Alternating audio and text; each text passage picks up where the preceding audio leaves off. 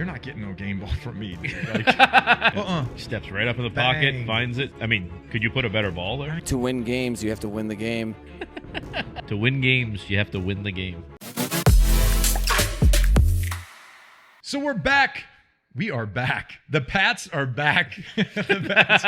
We are back. The Dan and Ninko Show, episode 150. Super Bowl. Super Bowl. Let's go, everyone. Let's go. Let's go. Let's go. Dan, what do you think? That was ugly. I mean, get a win. A win's a win. A win's a win. At the end of the win's a season, win. you're just going to look at it and go, there was a W there. It was a win. Defensively, So offense was good. Offense, okay, here are my takeaways. Here are my key takeaways.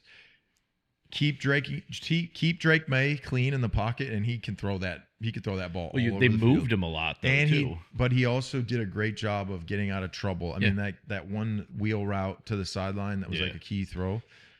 He was able to move a little bit, find the open guy. So that was great. That was very promising. The penalties, some of the penalties were just terrible. Yeah. Didn't Moses have 3 false starts? Yeah. Now, there's that bad snap, which could be, sweaty hands. Those plays in general, though, can cost you a season.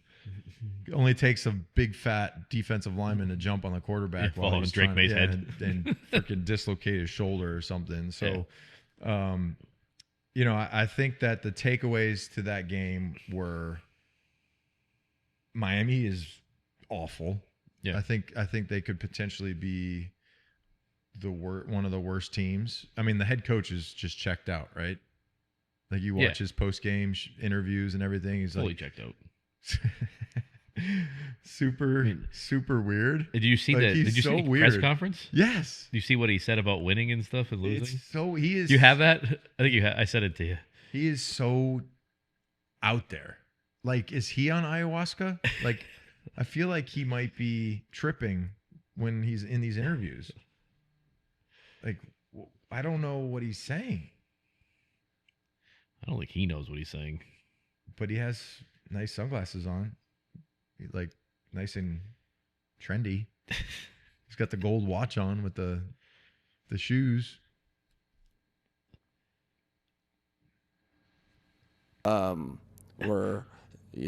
To win games, you have to win the game, not lose the game, honestly. And that is how you lose the game. You're moving the ball down the field.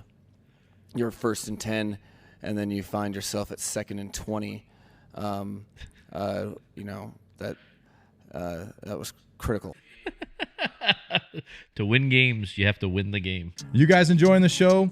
There's a few ways that you can support the Dan and Ninko Show. First being subscribe to our YouTube channel. Or you can become a super fan. Go to danandninko.com.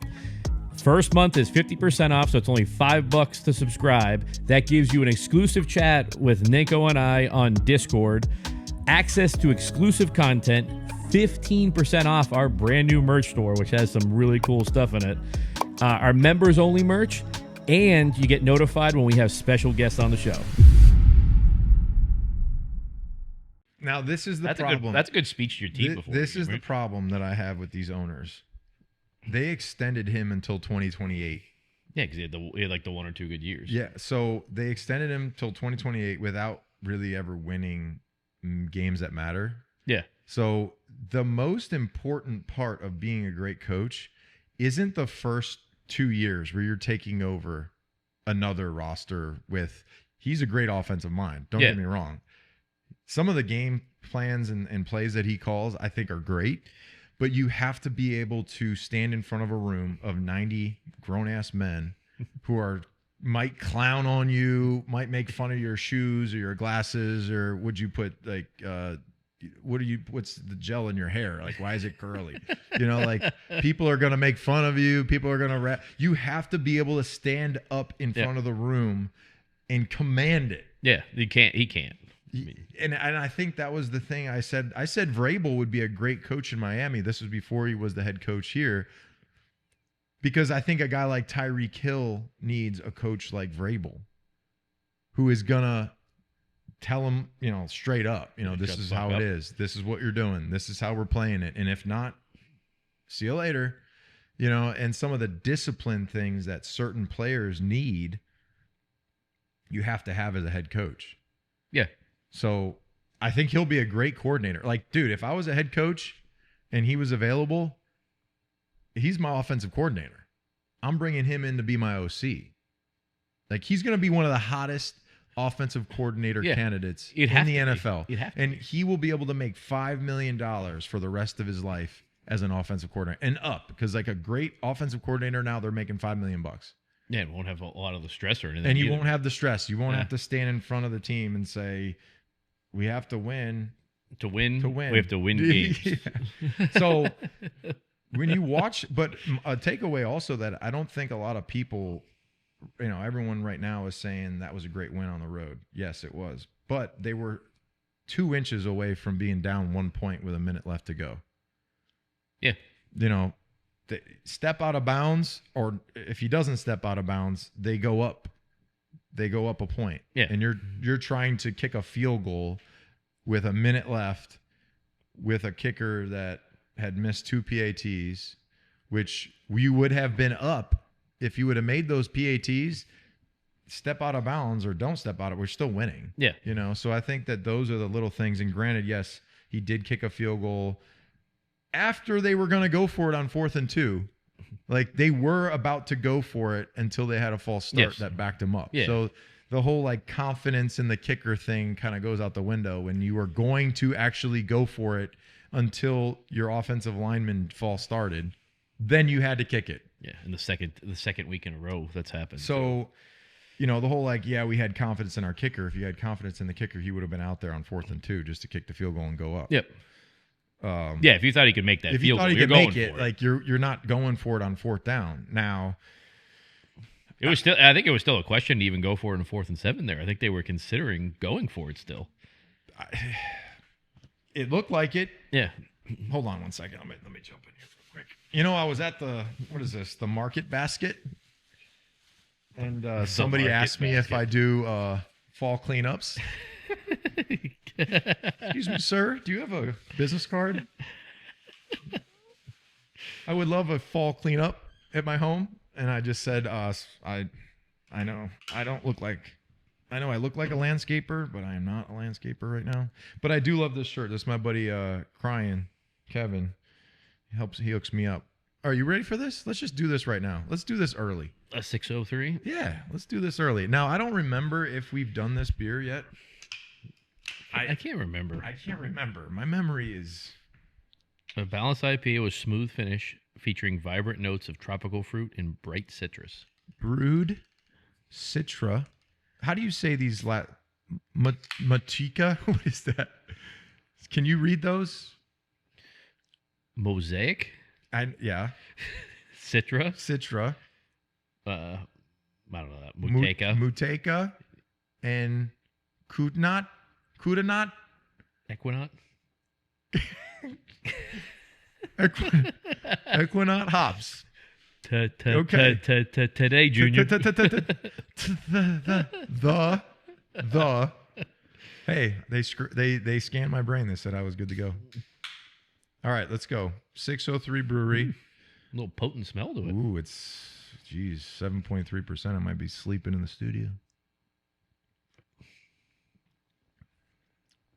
That's good. What do you think? It's good. This is very good. What do you got?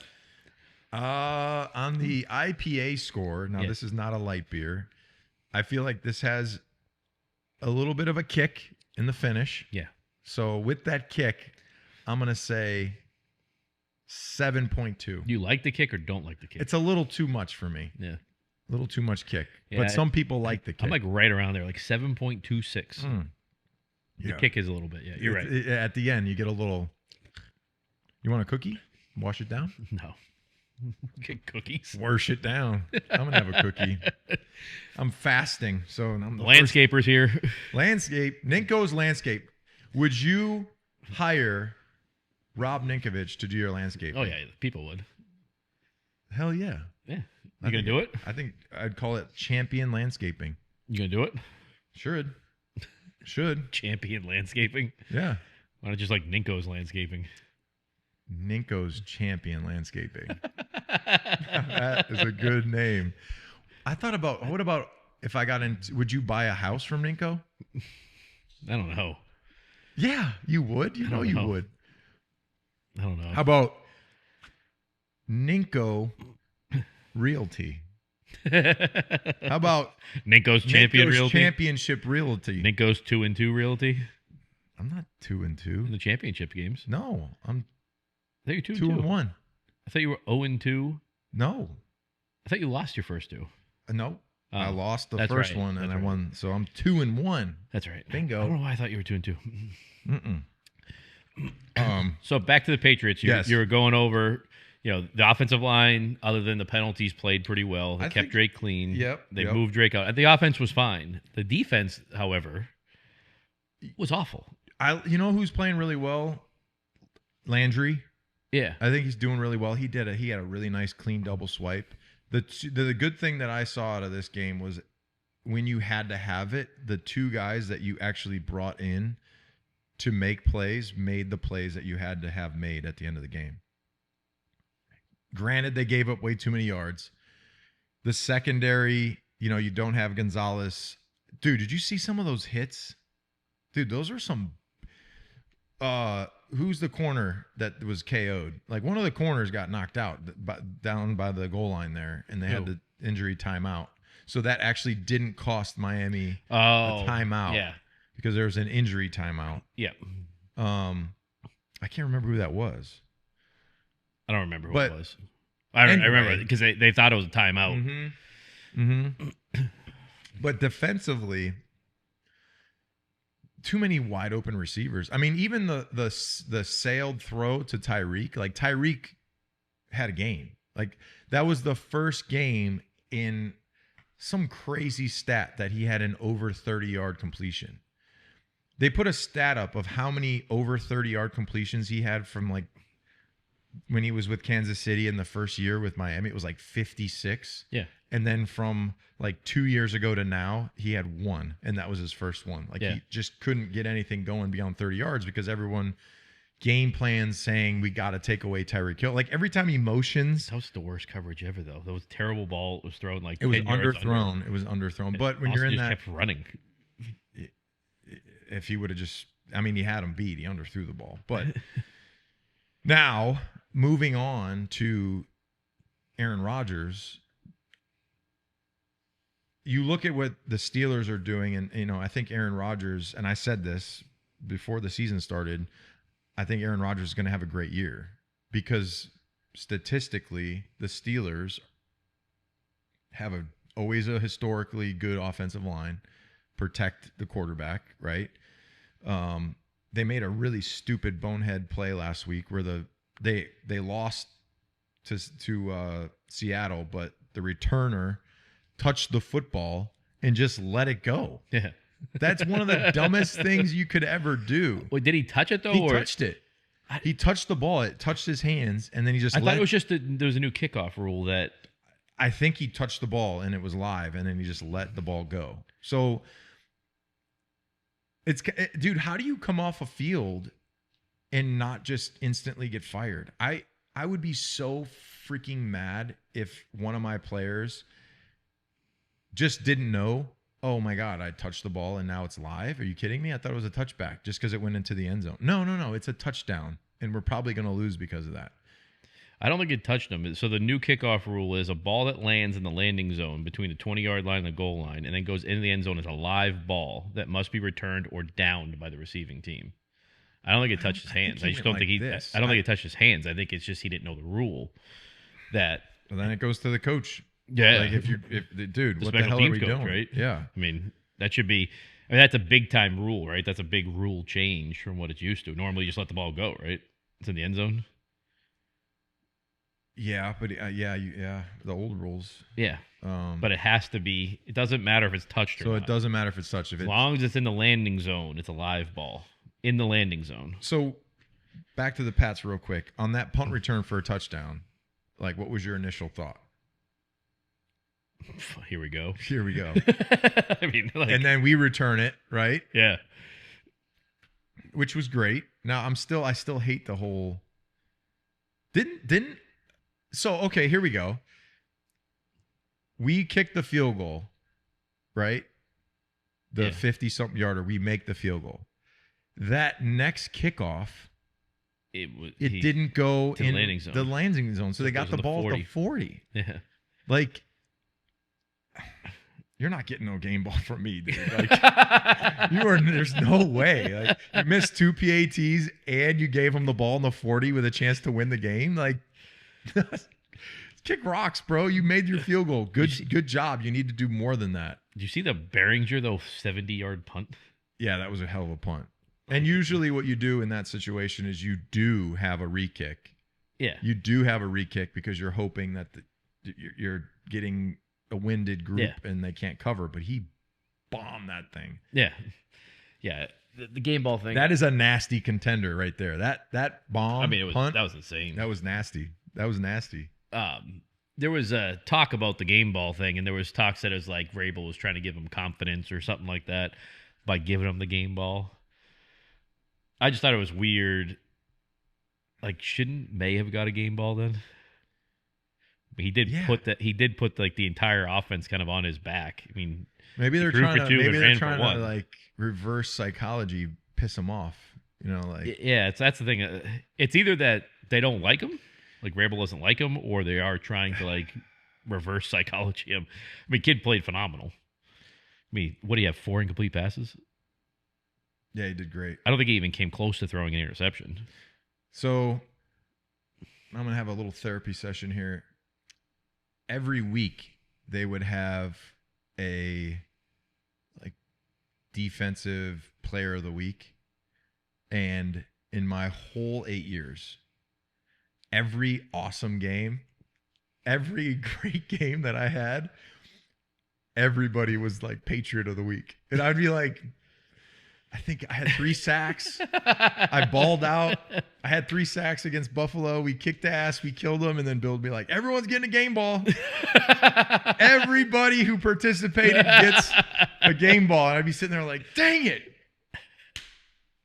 Fast forward like 6 or 7 games. I'd be like, all right, we beat the Jets in overtime. I got a sack. I got a fumble recovery myself. I ended the game in overtime. I have to be the defensive player of the week.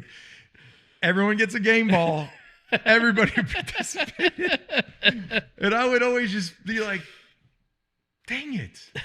I just want that picture on the wall of me. Is it like the employee of the week? Yeah, it is. But it's great because they put a photo. So I actually stole all the pictures off the wall.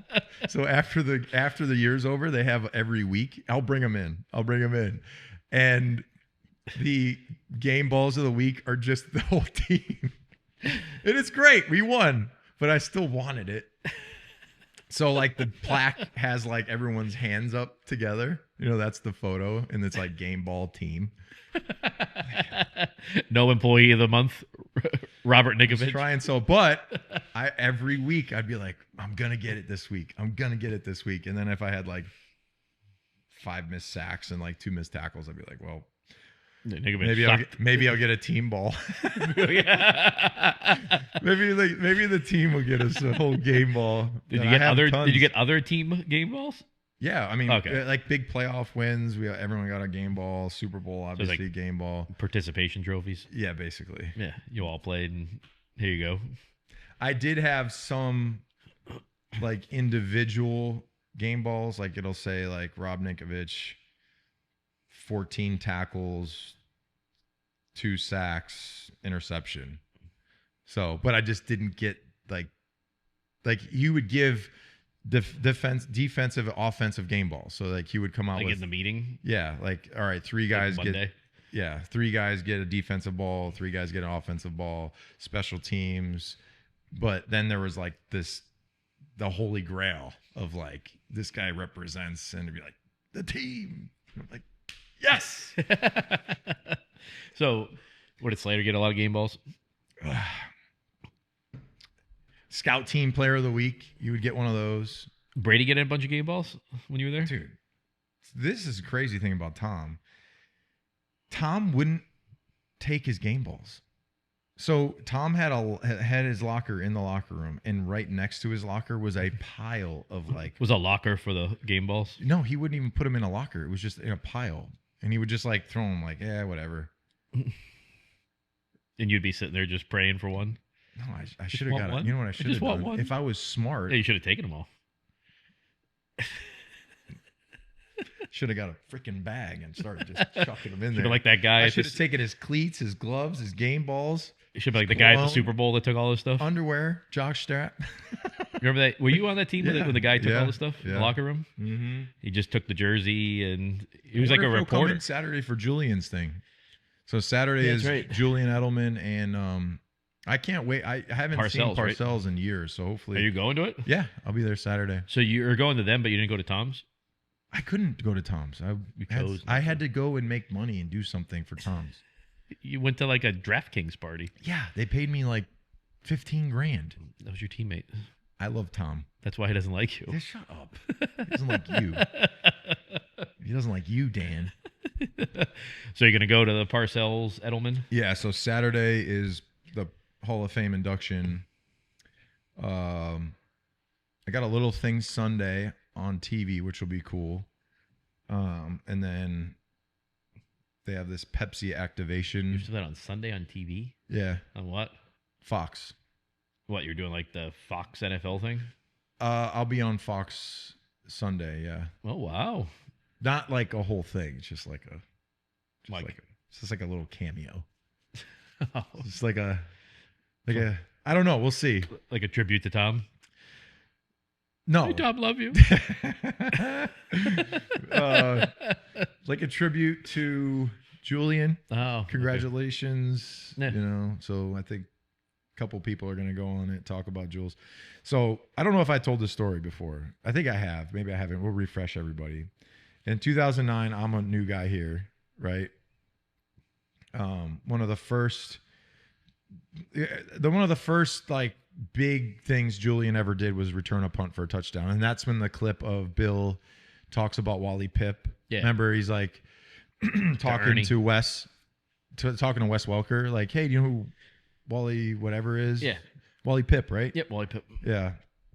And Wes is like, no. And basically it's the guy before the man came in and took over. Yeah. So Julian, I think it was against the Eagles, returns a punt for a touchdown.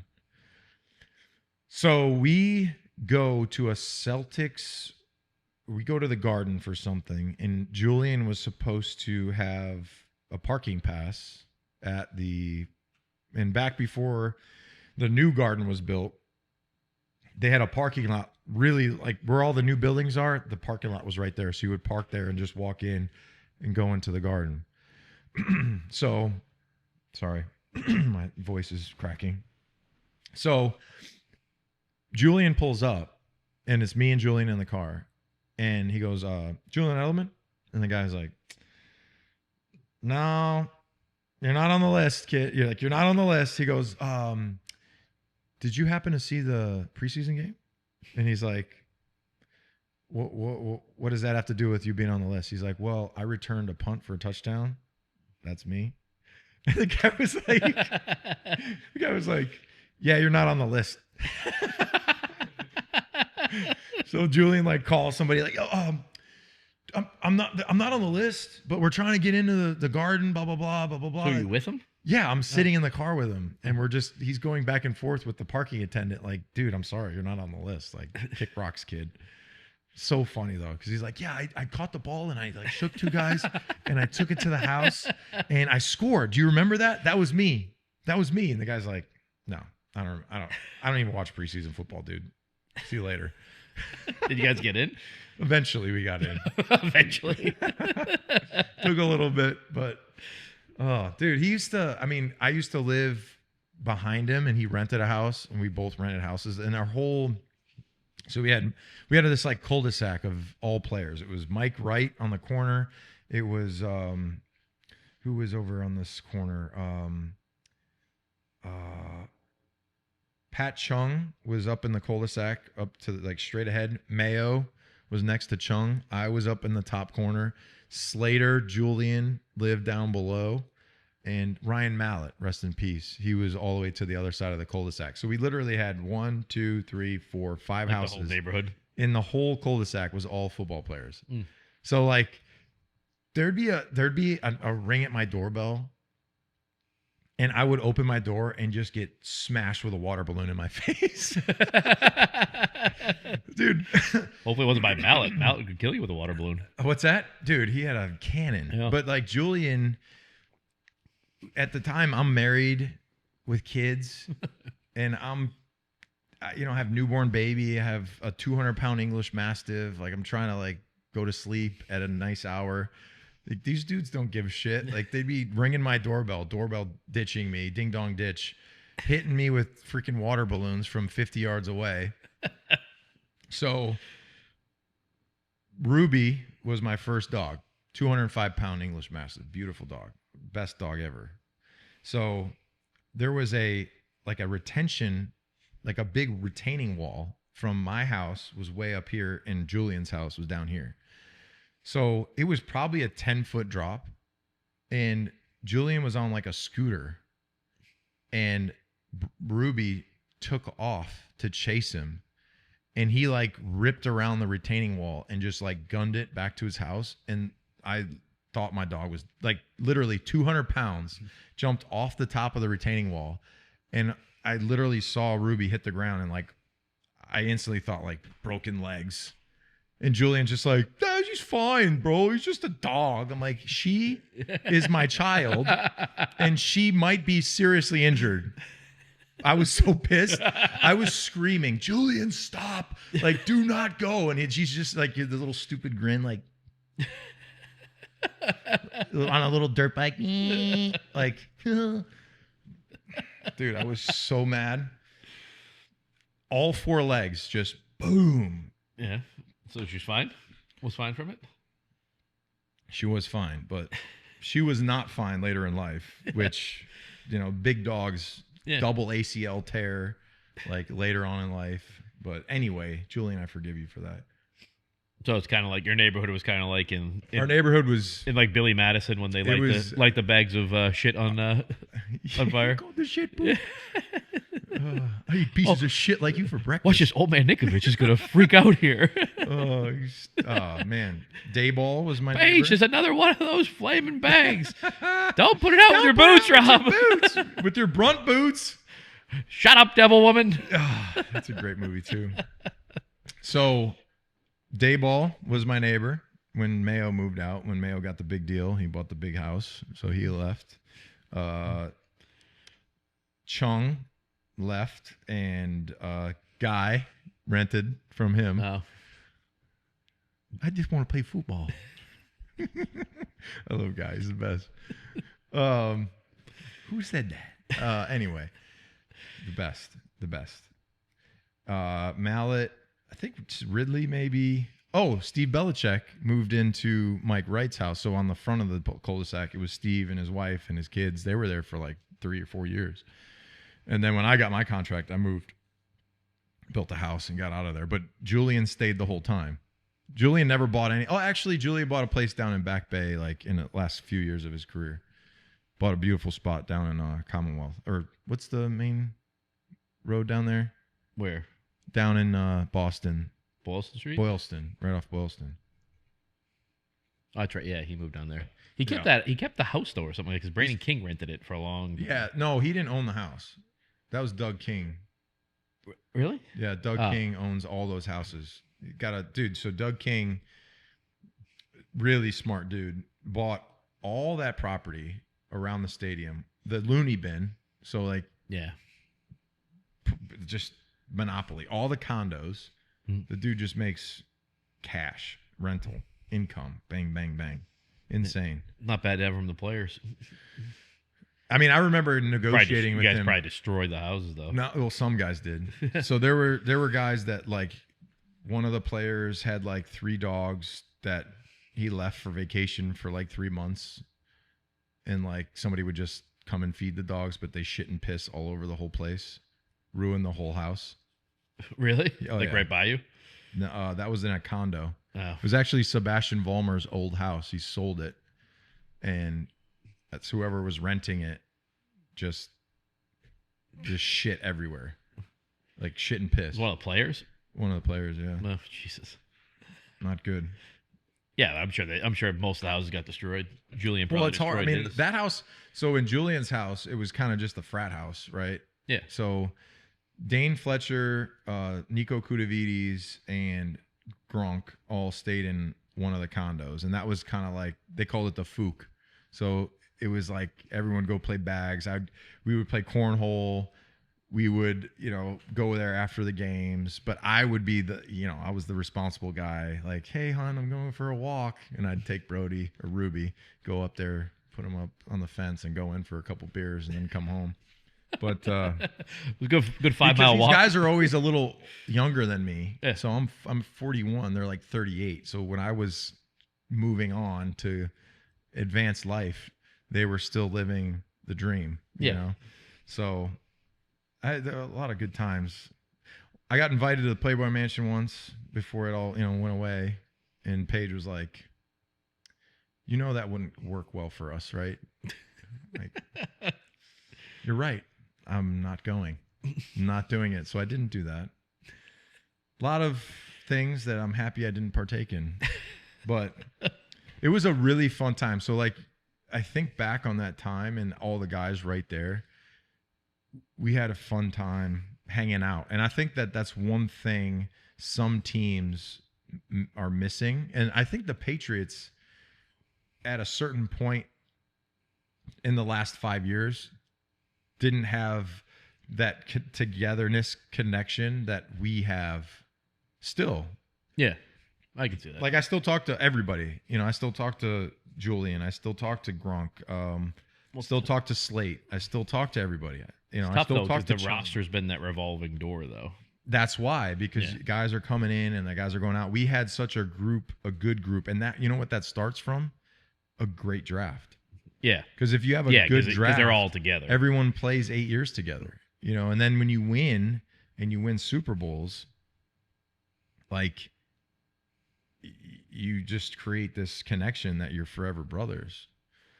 And I mess with Julian, and he messes with me. I mean, Gronk said I was his, like, what'd you say, Gronk, in training camp? I boosted your confidence because you went 10 for 10 on me. Come on, Rob. Now I go 10 for 10 on you because your back is messed up. Well, you know who the longest tenured Patriot is right now? The longest tenured Patriot right now, probably. Oh man, this is really Schooler. Kyle Duggar, Oh, Duggar. 2020. 2020, 5 years. Yeah. Wow, Your fucking 2024 draft class, you got like 2 guys left. It was last year. that's crazy. You're right, though. That is probably one of the biggest problems. That's one of the biggest problems Because because it's just that revolving when you door. can build a team that cares for each other, it's just like in the military. Like, you want guys that care about each other. So when you go into the situation, you're like, all right, I'm not going to let him down. When you have a team of individuals, and that's a big problem in college. So one of the biggest issues in college sports right now is everybody's so individually focused on making the most amount of money in the least amount of time because they know that this window is so short that they don't care who they play for. They're just, every year they're going to a new place. You can't build a team in 1 year. So even the Patriots today, this team, hopefully, is if they can keep a few pieces together. I mean, yes, when you pay guys in free agency, they're going to be here for a little bit because maybe they're older, and they're not going to play 5 years more if they're in their 30s, right? But you hope that when you draft a good draft class, they like stick 4 or together. 5 guys that have been there in 2 So think about it. In 2006, when I was drafted to the Saints, one of the Saints' best draft classes in their history, it was Reggie Bush, it was Roman Harper, it was Jari Evans, it was Marcus Colston, it was Zach Strief, it was Marcus Colston, it was myself. Those guys, like that draft class in general, won a Super Bowl in 2009. So from 06, it took 4 years to take that team with a great quarterback with Drew Brees, a great draft class in 06 to kickstart their first year together, which they made it to the NFC Championship and lost to the Bears in 06. And that was like their first year together. So you go and you got Drew Brees. That was after he had his shoulder. Yep. It was between Miami and the Saints. The Miami Dolphins went with Culpepper, or was it Culpepper? Culpepper. Culpepper instead of Drew Brees because he had that massive shoulder injury. Drew Brees was in training camp in 06 with the Saints. He would just point to all his receivers all the way up until week 1. And I remember thinking to myself, like, dude, we're cooked. He hasn't thrown a football in anything. And week 1, we start out, and that whole season, like, was Drew Brees, right? I mean, he came back. He got better as he went on. But you think about what the great teams do. They have a great draft class. That draft class becomes your leadership. Yep. And then you go and you pick new players to come in there. I mean, you think about for us, 09, when I got here, we had 09 and 2010. Like those two draft classes was like the revamp of the new Patriots. That was the second that was the generation. second generation. That was Julian. That was McCourty. That was Gronk. That was Chung. You had Blunt come in. You had all these guys. That was Vollmer, Solder. Well, you even had the guys, though, when they left, they wanted to come back, like Chung and Blount and all that. Because, like like, they left, they right? And they're saw- like, oh, shit, we want to get They back. saw what other places were Yeah. and how close we were as a team. So if you're a head coach, like if you're Mike McDaniel, you have to focus on building your team to where they're feeling this tight-knit family, kind of like how Vrabel's doing it. And, you know, you have the picture of Vrabel running down the sideline. You have the images of Vrabel smiling when he's getting hit with the pad. You have Vrabel holding the pad and having the running backs like hit him and he gets run over. I feel like what that's doing is it's making the team and the players and the coach come together and realize, like, dude, the failures and the successes of this team, we're both going through it. So when you score, I'm running down the field with you. I'm so happy. When we get beat or when we lose, I'm just as mad and I'm pissed off that we weren't able to win that game.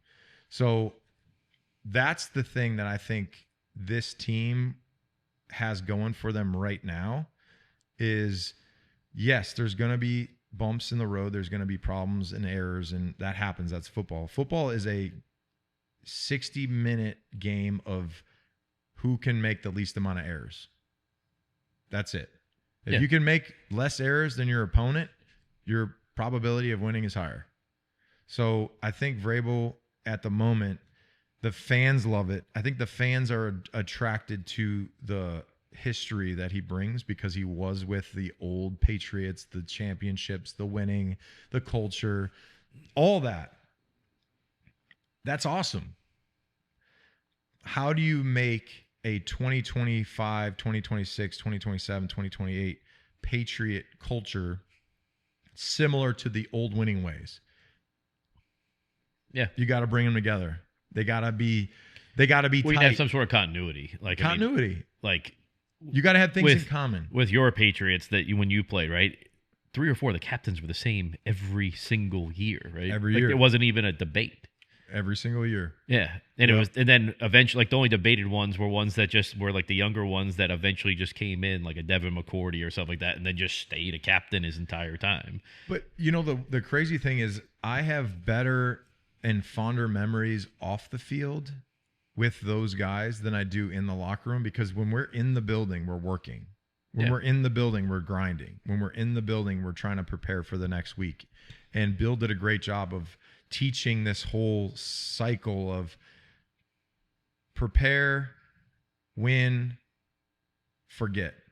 prepare, win, forget. Prepare, win, forget. So when you have that, like, we're preparing, we're practicing, we're winning, and we're forgetting, you don't really remember much of it because you're taught to forget. Yeah. You're taught to forget. Like, you're not taught to celebrate. I mean, shit, there was like, hey, yeah, so today we have the ring ceremony. I mean, it is what it is. We're just we're gonna get our rings, and there's guys here that haven't won anything, so let's not make it like a big deal of this thing, all right? So that's it. And you're sitting there like, what? I'm about to get wasted. Like, I'm about to be partying. I'm about to be just spewing out this limo window with my rings on. Eating your hot dogs? Eating my hot dogs. I mean, let's Hot just dogs not on make the a lawn? big deal of this. It is what it is. It's just, let's move on to this year. You're like, okay. So that's why I think like the off the field stuff, the team bonding stuff is so important. You want guys to want to win for each other. Yeah. That's it. Yeah. You got to know it. It almost seems like that half the team doesn't even know the other half of the team, though. Like, I mean, but it takes time, though. Yeah, I mean, yeah. It takes time, but it also takes performance. So, but it's also I've said this, it is that draft leadership. class, Leadership is based on performance. I don't care what you do as far as your rah-rah speeches, your, hey, let's do this one for the Gipper. All that shit's bullshit. The number one aspect of leadership is performance. And do you perform consistently? Do you perform the same reliability wise? Hey, I know that this Sunday I'm going to get the best from him every single time. Okay.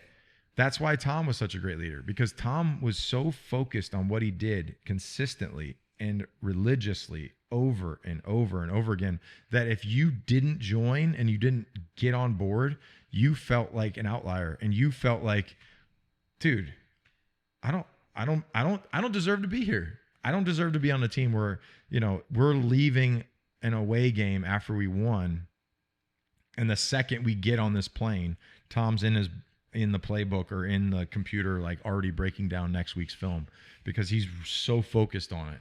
Like it just makes you want to do more. So once you get the leaders in place that are performing, because unlike, I'm not going to say any names, you do something one time and dance on it. I need to see you do it 10 times. And then every time you do it, I know you're going to do it. And Bill would always talk about it. Bill would say, I would rather reliability over ability. I need you to be here consistently. I need you to be here every day. I need you to do it every day. Do it again. Do it again. And when I first started playing for Bill, I remember that we were playing the Jacksonville Jaguars. It was one of the first games I ever started in 2010. It was a first down play. They gained 2 yards. And I remember being so bent out of shape, like, damn, they gained 2 yards. How the hell did they get a second and 8? I came off the field and Bill was like, Rob, 2 yards is great. 5 yards is not. So you give up a 2-yard play on first down, it's 2nd and 8, and we stop them on 2nd and 8, or they gain 2 or gain whatever, it's still 3rd and 5, or if they have a negative play, it's 3rd and 12. Yeah. We're good. If they gain 5 yards on the first play, we're not. Because then they have 2 chances to gain 5 yards. The odds are a lot. Opens the playbook. It opens the playbook. And I just remember thinking to myself, like, okay, well, if I can just keep the ball on the line of scrimmage, or if they gain +2, I'm good. Anything more than that, I'm not. And that's kind of like your mentality. And then once you learn that, and everyone learns that, they're like, all right, situations, what down distance, how many points do they need to score, where are we at on the field, like all those things come into effect. But it comes down to the coaching. So, my thing on the defensive side of stuff for the Patriots right now, they're kind of going through some shit because their defensive coordinator is not there. They lose a D coordinator from a health issue or whatever was happening personally. I don't know what it is. But Can't be good. It can't be something like the defense to me. If they're not right just yet in week 2, I give them some grace on that because of the fact that they have been dealing with they've been dealing with some issues. Christian Ellis and Robert Spillane, the two of them combined, missed tackles so far. They did miss a lot of tackles. How many? What do you think the number is in 2 games? I think I saw Spillane in the Miami game miss 5 tackles. So let's say 5, let's say 10, let's say 25 missed tackles. 14. Okay, well, that was a lot. 14's a lot. In 2 games. 25, I was just trying to overshoot. Yeah. Like, I think Spillane's it's either he's made 8 tackles and missed 6 so far, or the other way around, which would, You know what I like, though? You know what I tell those guys? I'd rather you missing tackles than not being around the football. Because what that tells me is you're there. And half of the battle is getting to the ball. The other half is getting them on the ground. So if you get there, I have 10 other dudes that I expect to follow you up and be right there with you. Yeah. So Spillane's missed 8 tackles and made 6. He's only got 6 tackles on the year? Yeah, but missed 8. Well, he's just got to wrap up, man. Drive through. I missed Terrible. a lot of tackles. You know how many tackles I missed? I would probably be anywhere near that number? Dude, I mean, the amount of missed sacks I had, Steve Belichick still laughs at me because if I would made the majority of the sacks, like if I would have made the majority of the missed sacks, I probably would be like 60, like total sacks. Like I would have so many more. I missed so many tackles. What are you looking up right now? Missed tackles? I don't think they have missed tackles on there, TJ. No, it's not on there. No. Let's just say I missed a lot. But that's... In 2012, it said that PFF noted that Ninkovich missed 7 tackles. Yeah. But was still largely efficient as a run defender. I was very efficient, but I missed tackles. But I'm okay with missing tackles. If you miss tackles... They get paid too. PFF records also show that Ninkovich's tackling efficiency declined in his final years, with his run defensive grades falling from 51.1 in 2015 to 51 in 2016. 51 to 50, that's fine, 1%. They also changed our scheme on us, and I had to fucking drop in coverage every other play.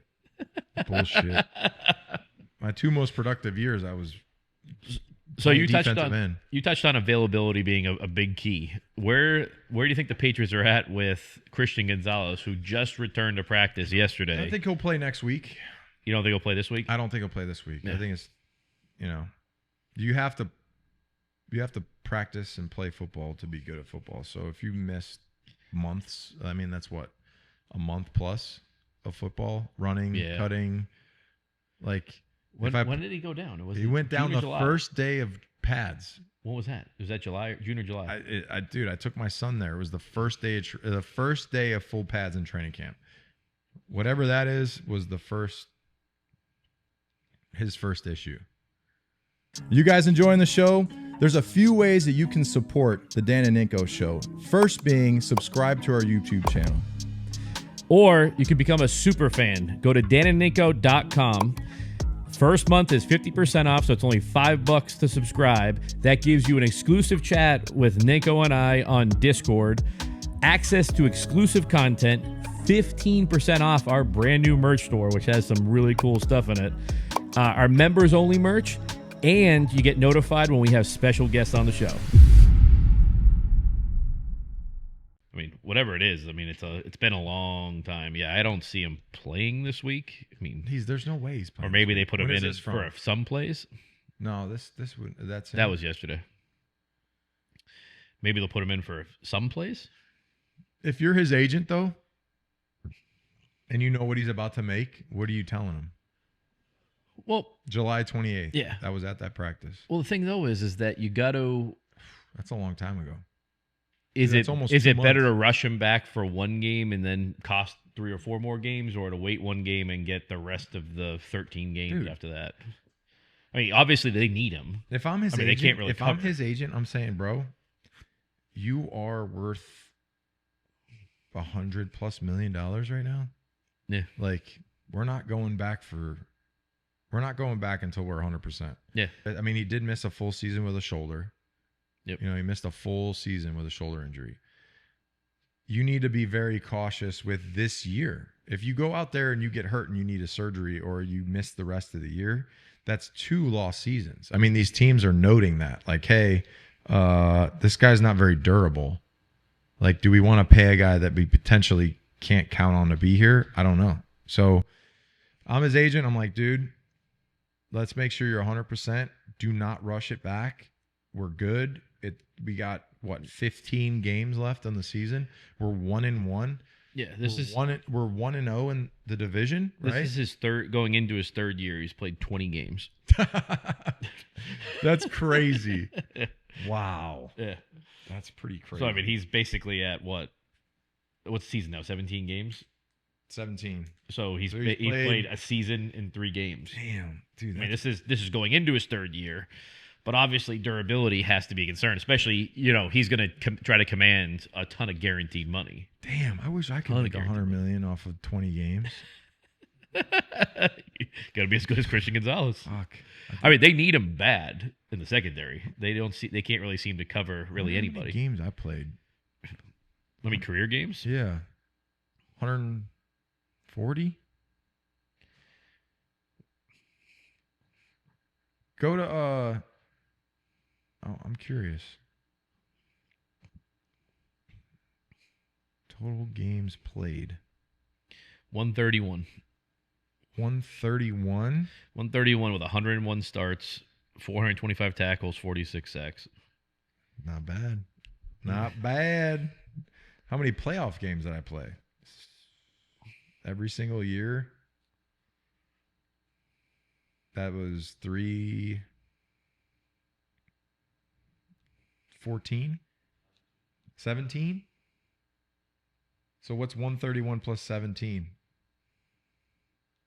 What? What's 131 plus 17? 148. I'm almost at 150. Let's go. Oh, I still got an ESPN press room, or is that gone? Click on that one, TJ. To the right. Is that down? Right there. Is that still got one? Or is the profile gone? Hey, I still got a profile. Oh, my goodness. Wow. I look like the dude from OxyClean. That could have been your Employee of the Week photo. OxyClean. Oh, I got to dye my beard. Oh, I'm kidding. I'm getting gray like Dan. Oh, it's... Dude, all right. Let's dive into the rest of the league. What do you think about no more Joe Burrow? 3 months. Everett was really upset about that turf toe. Supposedly they said, listen to Deion Sanders talk about turf toe because it kind of ended his career. He said it was the worst, most debilitating injury that he ever had. Can I tell you about turf toe? Have you had turf toe? Oh my God, I had the worst turf toe ever. So, one game in particular, I don't remember. I made a tackle, and when I was tackling somebody, a lineman or somebody fat fell on my heel while my foot was on the turf like this. So my toe went bang, like back, yeah. And I felt like this, like a little crack. And I was like, God damn. I think that's going to hurt. But I was on Toradol. So I was on the Toradol, which I would take a Toradol. Do you take it every game? I took 148 shots of Toradol. Okay. It's great for your liver. And that's minimum because I had 4 preseason games that I played almost every preseason game. So I probably have taken, what's 4 times 11? 44. So I've probably had 170 plus shots of Toradol. Okay. So I feel this little, and I'm like, God, that was weird. So literally the next day, because Toradol, once it wears off, all the injuries, like, You just come right back. They show themselves.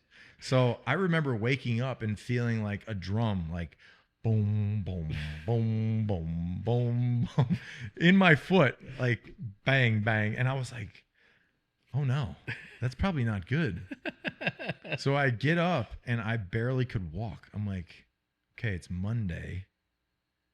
How do I get this to play on Sunday? This is really bad. Word off. So I go to the stadium. I say, I think I hurt my foot. It was actually, hold on. Jesus. It was my right one, because this one I still feel it. I still feel it when I do that. But, and who wears ankle socks with boots? I ran out of socks today. I'll try you to buy you haven't bought new pairs yet? No, I got to get a new pair of gold toes. Wear them once. I love them. So I go into the training room. I'm like, hey, Jimbo, I think I hurt my toe. And you have this like sesamoid bone where your tendon tracks your big toe in between two bones. And I guess I fractured that bone. So some guys, they fracture the bone and that tendon just is not stable. So you have to have a surgery to actually pin it down so it doesn't move and like track and be all nasty. And it swells. So you have like all this swelling on your big toe. There's not a lot of space for swelling to go. So where does it go? It goes in your foot, up your toe, and all around the joint, like black and blue. So we had to do striders, like 100-yard striders, and I tried to run, but when you're trying to run without using your big toe, your calf and your like you try to like side foot it and everything else locks. So tear your Achilles. I'm like, okay. So I was like, all right, that's not going to work well. So we put a plate, like a metal plate in my shoe to where my foot didn't bend. And then we took the insole of the shoe, cut out where the big toe sits, and then put like a big donut to where like that whole area didn't have like pressure on it. And then you tore all that sucker up and you go. But I would say this, because I was on the left side of the line of scrimmage, my right foot was back. So my left foot was my get-off foot. Yeah. Which was a blessing because I could get off with my left foot and bend that foot and still go. But if it was the other way around, that would have been my takeoff foot. I would have been dead in the water. So it's going to be a terrible injury. He's going to deal with this for the rest of his career. Did you have to get surgery? I never did. I just let it. He's heal. getting surgery. He's going to have to get. He probably broke his sesamoid bone. Oh, okay. So he probably fractured the bone, and now they're going to have to. That's the thing is they're saying 3 months. He might not really come back this year. I mean, the good thing for him is he doesn't really have to. Which foot? I mean, depending on the foot. I don't remember. As a quarterback, you better hope it's not the right foot. I think it's his right foot. As a That's quarterback, not good, though. Yeah, you have to get up on your toes. Yeah. He's been injury prone. Dude, he's been hit more than anybody. Yeah, you see some of the hits he's taken. But that's on him. That's on him though, where he sat there at the Super Bowl. It's not on him. That's on him. He sat there at the Super Bowl and said, "You need to sign Chase, T. Higgins, Hendrickson." You can't spend all the money in one spot. Like you got to have an offensive line. It's on him. He should have been going to the GM going, "Hey, get me some fucking offensive linemen. I'll draft a receiver. I'll figure that part out. Get me an offensive line." And they didn't. He said he wanted T. Higgins and all that. I mean, do they not have safety seals in New Hampshire? No, I don't think so. Shouldn't there be a plastic ring around this to make sure nobody kills me? Live free or die, buddy. Or like a piece of sticker or something? Well, where you live isn't like fentanyl and all that legal. You can go to like... No, but I did just see something about Boston vaccinating 6-month-olds, and I was like, what the fuck? You can go to like Mass and Cass and shoot up and everything. It's legal. It is. It's bad. That's probably why you get the tamper-proof. You see the thing now that a lot of stores in Boston, and they have it like in like London that way and all that, they literally have like electronic locks on like energy drinks and stuff like that. So it's fucking crazy. When I used to go to New York, which was miserable, I would have to go to like a Walgreens or a CVS or whatever for anything. Yeah, everything's locked up. The whole thing's a goddamn piece of glass with the freaking. I'm like, you'd be like a personal shopper with you. I would walk up, and be like, "Excuse me, I need one of those little bottles of hairspray. It's $5, please. Can I get a bottle of hairspray. And the guy's like, yeah, 1 second. Let me get the keys. What the hell? Go get a Pop-Tart. Oh, that's locked up too. all the shampoo, conditioner, hairspray, Rogaine, all locked up. Rogaine's like always been locked up though. Always been. That shit's like expensive. Yeah, I remember like a kid looking at it. It was like $50 for like a bottle of it. It's like $100 now. Oh, I know. You should know. You have a subscription though, don't you? You have the subscription service No, not the Rogaine. for like the pills and everything. Propecia. Okay. Check out Dr. Robert Leonard, Matthew Lopresti, my hair guys. Go check them out. If you want to keep your lettuce, tell them Ninko sent you. How many hair supplements do you take a day? D3, zinc, saw palmetto, Propecia, Rogaine, laser cap, PRP injections, which are very painful. You should come with me and do a PRP injection. You're worried about a fucking vaccine? Yeah. You put all that shit in your body all day. It's just zinc. You know what Rogaine originally was? Rogaine is, hold on. Rogaine is it's circulatory, so it helps. It was like a heart flow. medication. Yes. So they put it on their head. People take it for high blood pressure, I think. It helps with blood flow. You could take a pill of Rogaine, for minoxidil. There it is, minoxidil. Minoxidil, I put it right here on the yarmulke, okay? My dad calls it the flesh-colored yarmulke. And then I put a couple on the power alleys, and that's it. You know, a little here, a little here, a little there in the back. We can do it fully. Are you going to go to Turkey? I'm going to go see Dr. Lopresti. You can do the one here? I'm going to take the chest hair. You could do it's called a BHT, body hair transplant. Little squigglies growing up. Like an afro. Look like a cheapette. Dude, when did you why are you picking get your pubes head? on there? Hey, it's a curly hair. It's curly transplant, okay? That's your mom seeing it. I always wanted Rob, curly hair. You never had curly hair.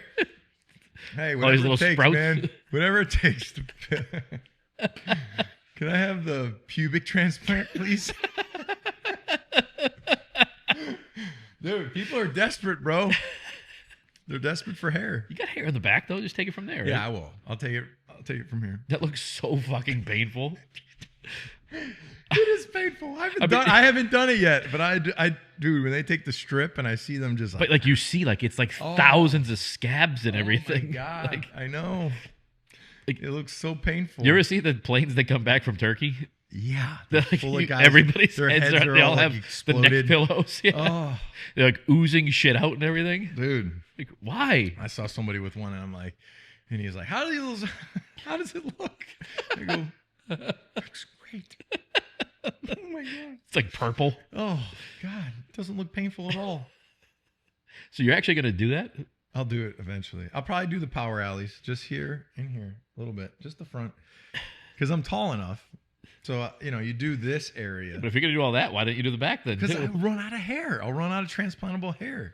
They take it all from here, I think. Yeah, I know, but you could lose the amount of hairs that you have back there. Yeah, but you have like a skin fade, so I know, it's fine. so it doesn't matter. I know.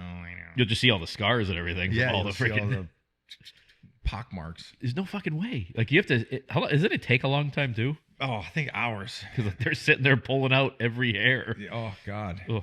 Just imagine like you see like their heads after too. It's like oozing shit out and everything. Fuck that. No way. Not good. Are you up on picks, by the way? Yeah, of course. Fuck. I don't like when No, you it's been years of this. I think you've been up for like 2 weeks out of like 5 years or 4 years. Yeah, because you pick all the you gamble. You're a gambler.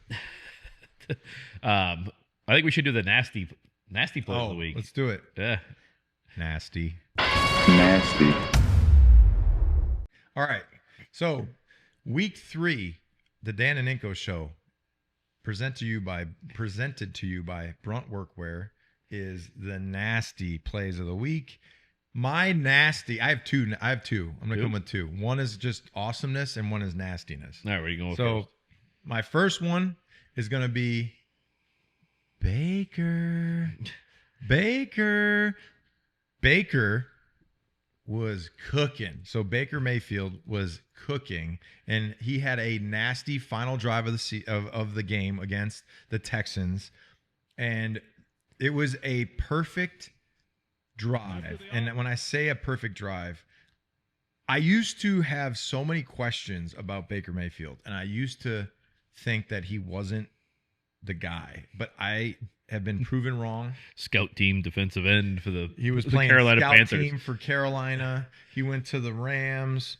I think people. Well, the Rams actually let him play. Like he flew in, right, and Yeah. like a day later he So started. I'm gonna say Baker Mayfield is my nasty player of the week. The dude balled out. He threw You get the clip? tremendously. He ran the ball.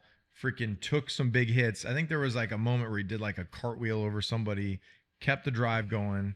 And so Baker, It's because he's a competitor. you're a competitor. I love it. Keep it up. You deserve it. Great final drive against the Raiders. Puts his team in position to win.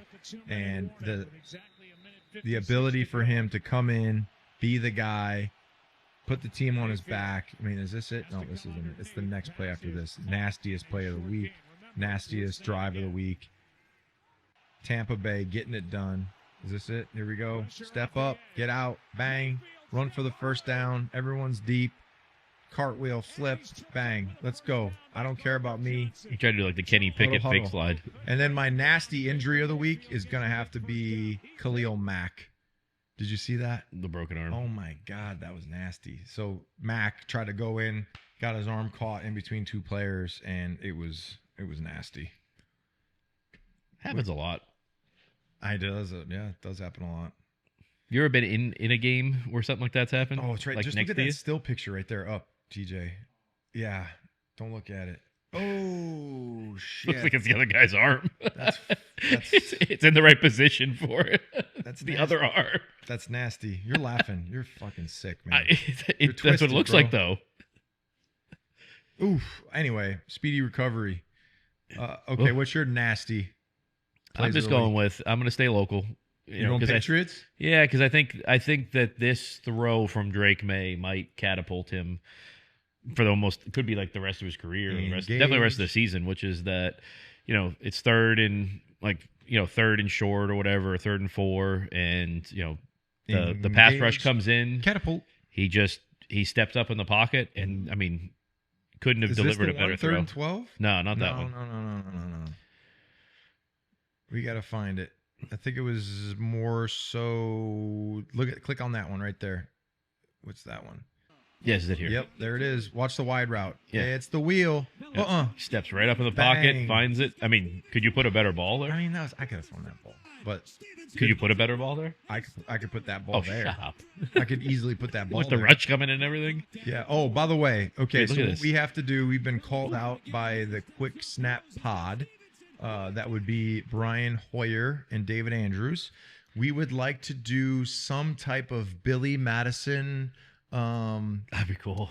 We are going to do sports. We are going to do trivia. We are going to do Theater. Theater. We could do some acting. You're gonna do some Shakespeare? So we are going to come up with a few things. To be To or be not to be. or not to be. That is the question. Whether there's but no the puppy society. Sorry, but we are all dumber from having listened to it, and may God have mercy on your soul. I mean, a simple wrong could have been. Dude, that's a great movie. But anyway, we are going to. That'd be a come up really with- cool video, though. We're going to come up with some type of game plan here for a battle. We might do throwing, Oh, you see his old archery, balls? archery. Yeah, they were weird looking. Throwing, Brian Hoyer, you better beat me in throwing. I know David can't throw. Archery. Maybe some type of ball skill. Maybe like pickleball. We could do some pickleball. Yeah. We could do a shooting contest. We could do maybe like a puzzle. Connect 4 potentially. We could do the puzzle you did at the concussion At the testing. concussion testing. The blocks. Yes. Put Do 'em the in. patterns and for time. So we're coming up with that, and maybe a golfing. Maybe closest to the hole. Maybe putting. Yeah. Maybe mini putting. Maybe a little putt. You go to a mini golf course. Mini golf. Teams lowest score. Something. What is that clip of the old guy with the Patriots?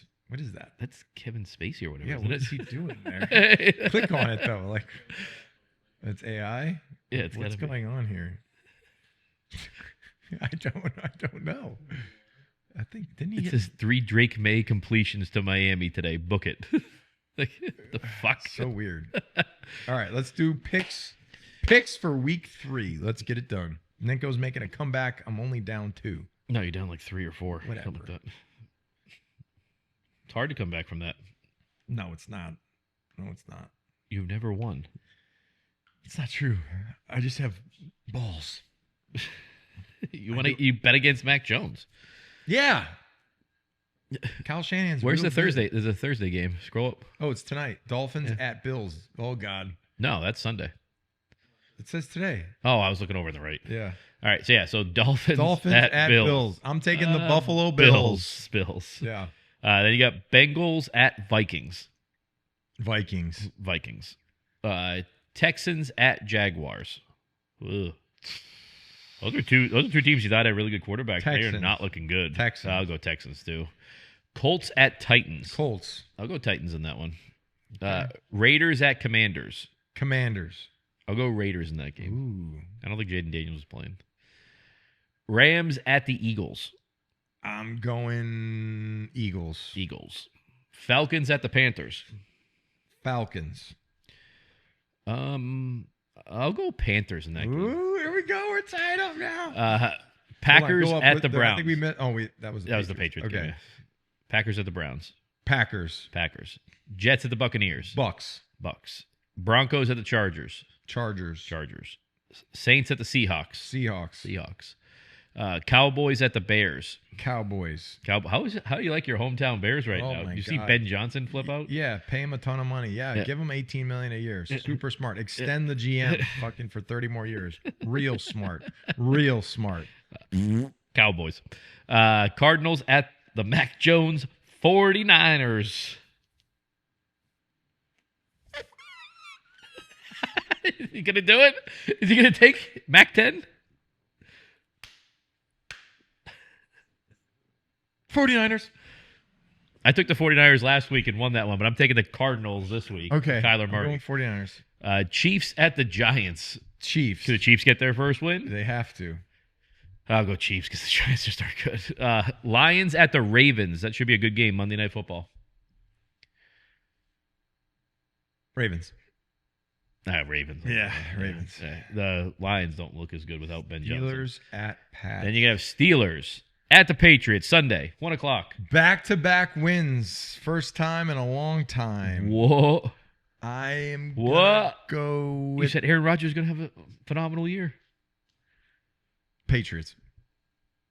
I have to go Patriots. Yeah, I'm going to go Patriots. Come at on, I have to go home. Patriots. I'm going to be there. It's Julian's and Parcells' introduction to the Hall of Fame. We got to have the energy. Well- We got to have the fans. We got to have the energy. We got to have the fans. Patriots. Let's So go. I think the defense is going to look better because they just don't match up well against the Dolphins. I mean, that track meet, that they Yeah, have, yeah. like it's just so fast, so quick. They have a tough time with that. Steelers have a little bit bigger receivers and all that. And I think they can match up better with those bigger receivers. Yep. So I think defensively they will be better. I think the Steelers just lost their starting guard too to not an injury good. yesterday, and hopefully Drake May and Josh McDaniels can continue what they did. Let's do it. You have to see it. You just have to see a back-to-back win. It's been Let's go. how long has it been? It's like 2020 or something? Yeah. Back-to-back wins. Jeez. Fucking 5 fucking Spoiled. years. Freaking fans. Your asses are spoiled. Real spoiled. So what's the 3 keys to victory for Rob Ninkovich? The negative keys. 3 keys. Here we go. Negative keys. Number 1 is going to be keeping Aaron Rodgers in the pocket. Don't let him escape because he's really good at. Now, when I say keep him in the pocket, I don't want to see you running past the quarterback. Bottle him up. Crush the rush. So make him throw from a phone booth because he has a quick release. He's trying to avoid guys and find the open spaces. So keep him bottled up. Don't let Rodgers get out of the pocket because that's when it really puts a lot of stress on the secondary. Number 2 seems very simple. Stop the run, right? It seems like, hey, we're just going to stop the run here. But if you can bottle up the quarterback and keep the down and distances to 3rd and 10 and not have easier 3rd and 3s or 3rd and 2s, Aaron Rodgers lives for those easy, quick, short passes, and it's really hard to defend. So keep the quarterback in the pocket, win on first down on defense in the running game. And number 3, with the quarterback, I want to see Drake May continue to progress and take care of the football. So that means no turnovers, no fumbles, no bad snaps, because that will be the first thing to derail a team that is on the verge of going 2 wins in a row. Yeah, I mean, you definitely stop the run, but they do have. I think they have one of the top rushing defenses in the NFL. My thing is defensively, you got to limit the big plays. That's what kills you. That's what's killed you these last 2 weeks. Is limit the big plays. Keep the movement for Drake May. Let him keep rolling outside the pocket, design bootlegs and all that stuff. He throws so well on the run. That's helping out a ton. And then tackling. You got to make your fucking tackles. Both special teams, defensively. Just make your tackles. And name of the game is get them on the ground. Yeah. The same flag.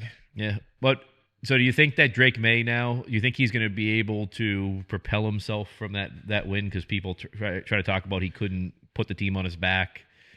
I think it's his second year, guys. Second year in the NFL. Well, the second, but it's not even his second full year. No, I mean, it's he only played second season with a new coordinator. They both, what I want to see from Drake May and Josh is a start to build this connection of understanding each other. And what I mean by that is when Josh was with Tom, they basically could go into any game or any situation and they both knew what would work and what wouldn't work. So what they're trying to build here is a relationship of trust and understanding that when we go into this situation, say it's 2 minutes before the end of the half, okay, we need to get a field goal here. So let's not try and risk turning the ball over. Let's not try and risk something stupid. Let's be smart. Let's run the stuff that we like to run. Let's get ourselves in position to kick a field goal. End of the game. Got to have it. Okay, what's our bread and butter? What's our go-to guy? Play, run, screen, all that stuff. Tom had that with Josh. Build that with Drake. Seems like they are. Build it. Continue to progress. So, because then you can get more comfortable. So then, it's like when you're on the headset. Hey, go back to what we ran in the first drive, your favorite play, go. And then he just says, got it. Yeah. I'm going to go do that. Hey, alert on this certain defense. If you see it, do what you want with it or swap it or change it or hot route it or we're going to alert it. Like all those things that Tom did because he had the freedom, you have to gain the trust of the coach to get the freedom. So before you get the freedom, you got to perform and gain the trust. So hopefully that happens. Yeah, I think they can build off that win, even though they didn't play well in a lot of facets of the game. But like where you just don't play well, or you don't tackle, or you make all these mistakes, but you can still win the game. I think you can build off of that. At least build it. At least a team confidence where it's like, listen, we can play like shit and still win in this league. So now if we actually put it together, like I mean, if they played well defensively, just say you had an average defensive game, you win that game by 2-3 scores. 100%. So even a bad team in the NFL still beating an NFL team by 2 or 3 scores is still I don't think people understand that. They just think that if it's a bad NFL team, that another decent NFL team should just beat them by 50. That doesn't happen. Yep. That's not a thing. There's still NFL players. There's still 56 guys or whatever it is on that team that play in the NFL. And Drake May, people still have to calm down a little bit. He started 26 games in college, and he's started now 14 games in the NFL. So he has 40 games under his belt. I mean, you going to the game Sunday? Oh, you got it. No, I'm going to be in Connecticut. Okay. Yeah. All right. Well, I think that's a wrap on this episode. Stay tuned. We have a lot more coming your way. We're going to do a few more things this season. We're going to battle a few other people. We're going to get a few guests on this thing. Academic decathlon. Yeah, you see that guy's balls? Put all 12 years of school into one thing. They were weird looking. You can get one of those boots and pull it right out of the thing. Look at that. He's on fire. All right. Well, which would be cool. See you guys. All right, we'll see you guys next week. Check us out on Twitter, Instagram, Facebook, TikTok, YouTube, the whole 9 yards. See you guys next week. Peace.